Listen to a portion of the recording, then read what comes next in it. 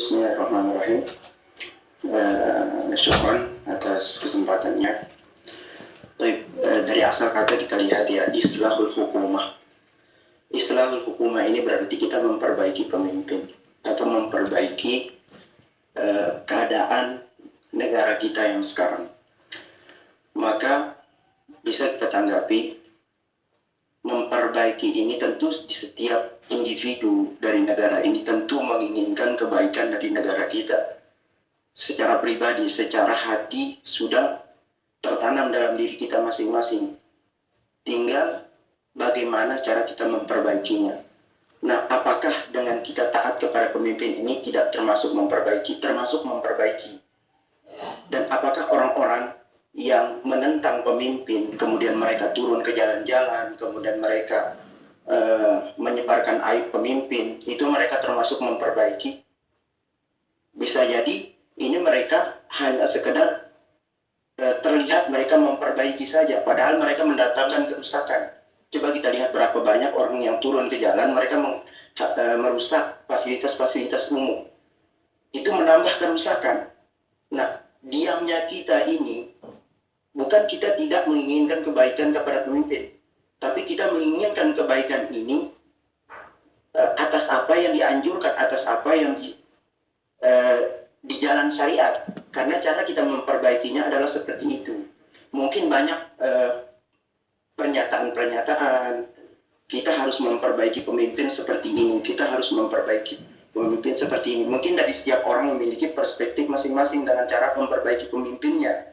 Akan tetapi, apakah ada yang lebih baik perspektif tersebut dari perspektif Al-Quran? Atau tindakan-tindakan yang dilakukan oleh ulama-ulama kita? Baik menurut kita belum tentu baik menurut syariat.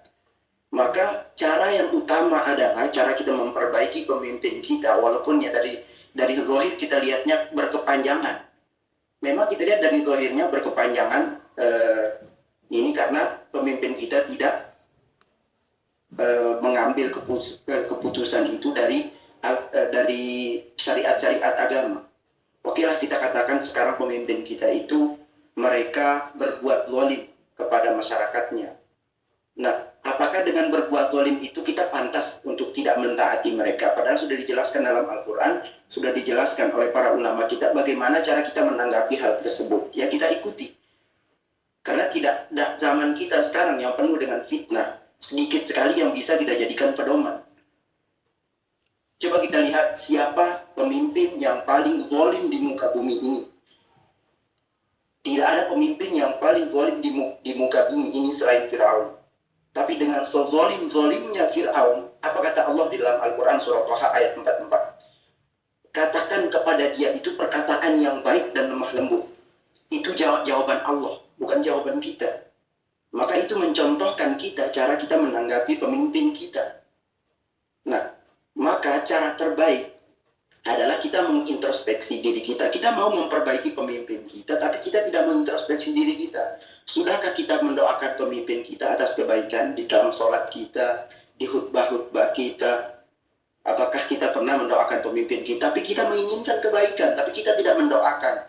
Kita berusaha memperbaiki. Apakah kita dengan mengomentari pemimpin kita itu akan menjadi baik? Belum tentu. Maka cara utama adalah kita kembali kepada Al-Quran dan Sunnah. Karena kebanyakan masyarakat kita ini tidak mau mengamalkan apa yang ada di dalam Al-Quran dan Sunnah itu sendiri.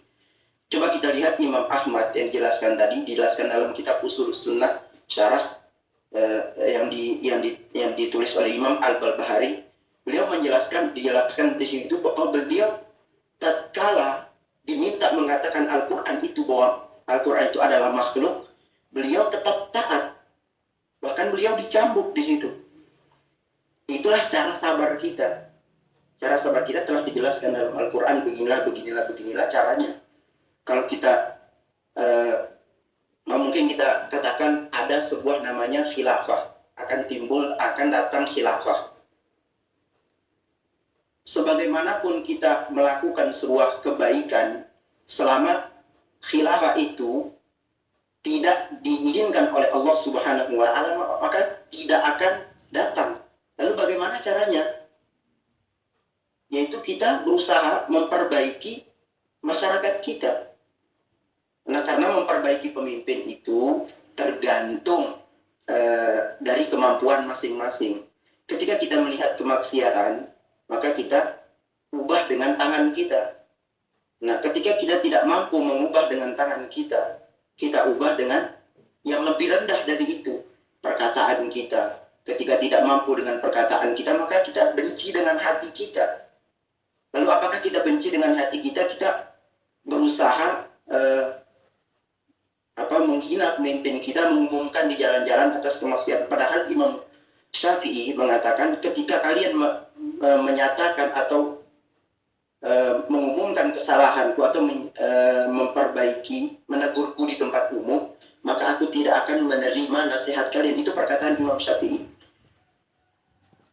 Nah, menegur seseorang dari masyarakat biasa, kita punya akhlak. Lalu bagaimana dengan pemimpin kita yang penuh dengan wibawa? Kita menegurnya di media sosial, kita menegurnya di jalan-jalan. Maka itu sesuatu yang bukan mendatangkan kebaikan. Maka solusi utamanya adalah sebagaimana yang dikatakan hadis, idza tabaya'tum bil ayna wa akhadtum adnabal baqar wa waditum bizar'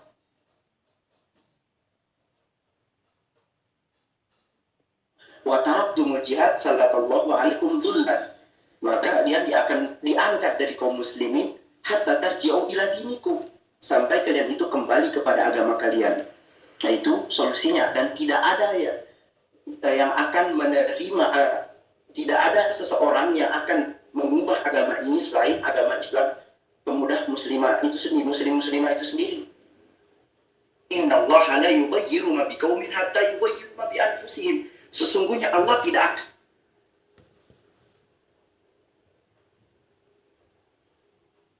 sampai dia itu merubah diri mereka. Cara kita mendatangkan perubahan yaitu dengan Al-Quran dan Sunnah. Walaupun pemimpin kita tidak mengambil keputusan dengan Al-Quran dan Sunnah. Saya kira itu tanggapan dari saya. Syukran. Assalamualaikum. Waalaikumsalam warahmatullahi wabarakatuh. Boleh ditanggapi nggak? Akhirnya menanggapi Ada yang lagi menanggapi nggak? Tadi saya ngajak sama.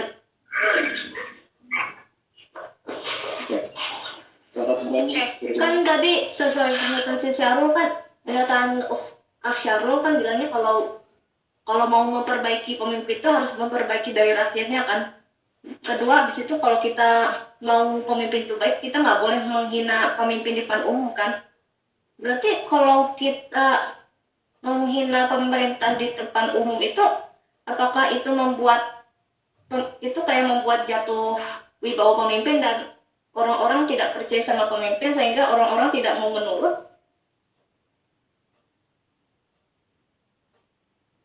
Tanya saya. Biar baik jadinya, biar rakyatnya baik itu, jadi harus dengerin semuanya. Apakah seperti itu? Bagi yang ingin menanggapi, silakan menanggapi. Sebagaimana arti ayat tadi yang telah dijelaskan, kita mendengar semua perspektif atau yang diperintahkan oleh pemimpin itu atau kezaliman yang dilakukan oleh pemimpin itu, kita hanya sekedar mendengar, tapi tidak harus kita lakukan. Karena tidak ada taat kepada kemaksiatan, cukup diam.